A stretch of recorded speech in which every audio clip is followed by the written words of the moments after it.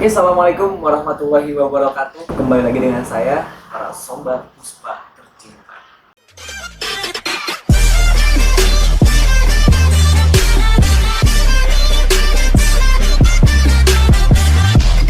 Hari ini kita kembali bertemu lagi. Cuman ini di tempat yang berbeda dan obrolan yang berbeda lagi. Yang jelas ini di hadapan kita semua udah ada Bapak Kepala Sekolah dari SMP Puspa Negara. Jadi tentunya apa sih yang akan kita bicarakan pada hari-hari ini? Yang jelas kalian harus kompak ya.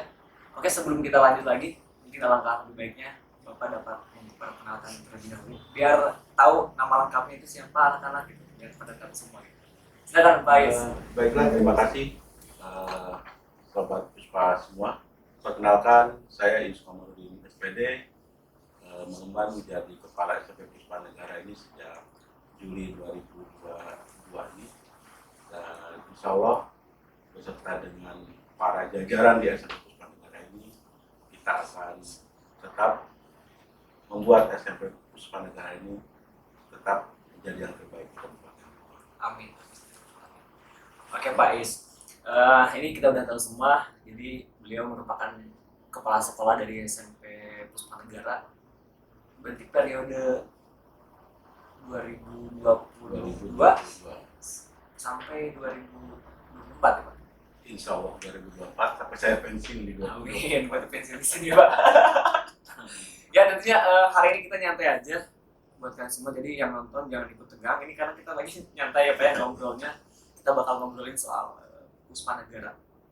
Yang dari mulai awal sampai akhir mungkin boleh diceritakan ya bagaimana perkembangannya, kemudian terkait prestasi, dan mungkin nanti kita akan sedikit menyinggung soal program sekolah, terutama visi dan misi sekolah ya Pak. Dan berikut juga menyambut penerimaan peserta didik baru di tahun ajaran yang baru nanti Pak. Oke Pak. Yang pertama kira-kira bagaimana sih Pak perjalanan ataupun alur SMP Puspa Negara dari sejak ini sampai sekarang? Terima kasih Pak Ilham atas pertanyaannya. Kalau diceritakan dari awal mulanya SMP Puspa Negara itu berdiri, tentu nggak butuh waktu yang sebentar. Banyak. Karena begitu banyak. SMP Puspa Negara itu sendiri berdiri tahun 1996. Ya, mungkin jauh di sebelum Pak Ilham lahir. Saya belum lahir Pak. Berarti Belum lahir. lebih dulu dari 2 dekade, hampir mau 3 dekade. Nah dari 96 itu alhamdulillah memang di kancah dunia pendidikan Kabupaten Bogor, SMP Puspa Negara itu ya sudah dibilang salah satu sekolah swasta yang mumpuni. Dari 96 itu dengan visi misi yang awalnya dari kepedulian Indosemen terhadap dunia pendidikan dengan dibangunnya SMP Puspa Negara. Masyarakat mengenal SMP Puspa Negara itu sebagai SMP Yasmen, Yayasan Indosemen. Beberapa tahun orang lebih mengenal SMP Yasmen dibandingkan Puspa Negara.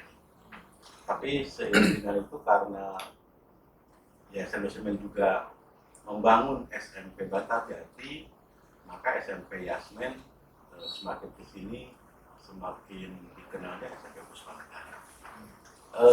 Perjalanan dari 96 sampai sekarang 2022 itu luar biasa dengan jumlah siswa yang tadinya memang hanya 3 kelas per tingkat, tidak ada 9 kelas, kemudian ya berkembang sehingga tahun bertambah tahun, kemudian juga karena memang kebutuhan sekolah terutama swasta di Kecamatan Citerep ini khususnya,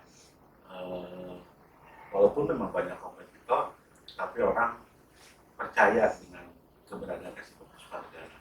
Kenapa? Karena kedisiplinannya, karena memang kecerdasannya, dan itu tidak bisa dibilang hal yang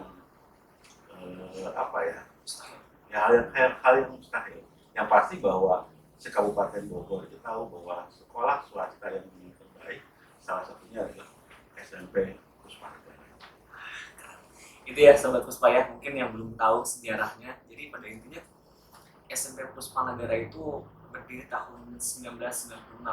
Tentunya jauh sebelum saya lahir 2 tahun berarti ya Pak. Lebih dulu sekolah ini Pak. Ya, segudang prestasi yang sudah ditoreh oleh SMP Puspanegara ini, dan memang pertama kali saya ke sini Pak, saya nanya ke masyarakat itu mereka nggak tahu kalau SMP Puspanegara. Memang lebih terkenal adalah SMP Yasmin. Ya, tadi udah semen gitu ya Pak ya. Dan tentunya sudah kalian ketahui semua bahwasanya sekolah kita memang sering mengikuti kejuaraan-kejuaraan, entah itu di bidang akademik ya Pak ya, ataupun mungkin di bidang non akademik gitu. Banyak banget prestasi yang sudah ditoreh. Makanya sebuah kemustahilan ketika SMP Puspanegara tidak pernah meraih prestasi. Begitu ya Pak ya? Mungkin tempatnya gitu ya Pak? Iya, pasti gitu. Makanya sekarang jargon untuk SMP Puspanegara itu sekolah berprestasi. Jadi Sobat Puspa nih yang belum tahu jargon sekolah kita apa, jadi jargonnya adalah SMP Puspanegara Sekolah berprestasi. Jadi berprestasi mungkin lebih cakupannya lebih luas Pak ya. Nggak mesti juara terus ya Pak ya. Tapi berprestasi. Oke Pak, selanjutnya yang pengen saya tanya ini adalah soal apa kan pimpinan terbaru ya Pak ya untuk di periode sekarang. Untuk visi misi mungkin supaya orang-orang tahu apa sih visi misi dari visi ya. Susah Pak kalau orang Sunda ini ngomong visi. Bukan visi ya, visi misi SMP Puspanegara. Visi misi SMP Puspanegara memang kalau secara teoritis harusnya dalam setiap minimal 3 tahun itu berubah seiring dengan kebutuhan yang ada di sekitar kita. Hanya memang sudah beberapa tahun terakhir visi misi itu masih tetap. Jadi dari tahun-tahun awal memang sekolah diharuskan membuat visi misi itu nggak pernah berubah. Alhamdulillah sejak mulai Juli ini karena memang kita tidak untuk mengikuti kurikulum terbaru, kurikulum Merdeka, di mana kita memang daftar secara mandiri dan kita dikategorikan kepada mandiri berubah. Mau tidak mau kelas 7 memang kita harus mengikuti kurikulum yang terbaru itu kurikulum Merdeka. Di mana salah satu kurikulum Merdeka itu adalah dengan adanya proyek penguatan belajar Pancasila. Nah, seiring dengan itu mau tidak mau di dalam proses pembentukan kurikulum pun kita sudah mengacu kepada kurikulum operasional satuan pendidikan. Kalau kurikulum 2013 itu masih mengacu kepada kurikulum tingkat satuan pendidikan atau KTSP, maka Puspanegara di tahun ajaran 2022-2023 ini kita sudah mengacu dengan kurikulum operasional satuan pendidikan. Dan salah satu yang harus kita ubah adalah visi misinya. Nah, visi kita sendiri sebenarnya memang tidak melupakan visi yang lama, di mana visinya itu sendiri adalah terwujudnya peserta didik yang cerdas dan disiplin serta sesuai dengan profil pelajar Pancasila. Karena kita tahu bahwa profil pelajar Pancasila itu sendiri kan lebih mengedepankan beriman dan bertakwa kepada Tuhan Yang Maha Esa serta berakhlak mulia, kemudian bernalar kritis, mandiri, sampai yang terakhir kebinekaan.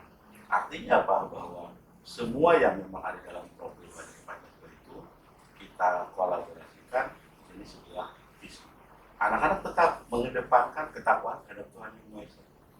Kenapa? Makanya beberapa program yang berkaitan seperti itu dengan melaksanakan sholat duha di pagi hari, kemudian di hari Jumat itu bahkan dikolaborasikan sholat duha, kemudian dengan gerakan literasi, kemudian juga di juhurnya itu kita memang harus sholat juhur berjamaah, bahkan untuk yang asar pun kita memang berencana untuk anak tidak boleh pulang sebelum sholat asar berjamaah.